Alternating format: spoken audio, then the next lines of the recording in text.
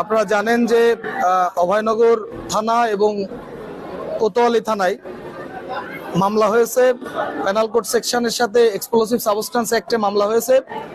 এই মামলায় আজকে যারা আমরা সারেন্ডার করেছি অভয়নগরে 236-এ 44 জন এবং 237-এ আমরা সারেন্ডার করেছি 87 জন।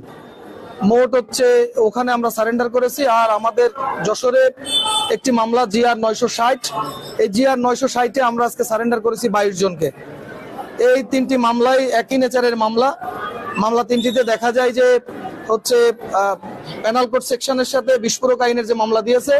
আপনারা জানেন 2018 সালে ঘটনা উল্লেখে মামলা হয়েছে। 2018 সালে ঘটনা উল্লেখে যে মামলা হয়েছে সেই মামলায় কোনো জব্দ তালিকা নাই, সিজার লিস্ট নাই। এভিডেন্স অ্যাক্টের 80 মতে প্রাসঙ্গিক দলিল হিসেবে মামলা সবচেয়ে গুরুত্বপূর্ণ সেটি হচ্ছে যে জব্দ তালিকা। একটি এক্সপ্লোসিভ সাবস্টেন্স অ্যাক্ট বিস্ফোরক উপাদানাবলী আইনে মামলায় যদি মামলা রেকর্ড করতে হয় তাহলে অবশ্যই সেই মামলায় জব্দ তালিকা থাকতে হবে। পুলিশ যে মামলা করেছে সেই মামলায় রেকর্ড হয়েছে, সেই মামলায় কোনো জব্দ তালিকা নাই। তৎপরবর্তীতে যে মামলাগুলো হয়েছে প্রত্যেকটি মামলায় দেখা যায় পেনাল কোড সেকশনে মামলা আছে, সেই মামলায় 323 বা 324-25-এর মতো ধারার উল্লেখ আছে, কিন্তু সেখানে কোনো মেডিকেল সার্টিফিকেট নাই। তো দীর্ঘ 5 বছর 6 বছর পরে এসে একটি মামলার ঘটনা উল্লেখে মামলা হয়েছে, যে মামলাগুলোই দেখা যায় যে মিথ্যা ভিত্তিহীন। আমরা এই মামলায় আমরা সারেন্ডার করেছি।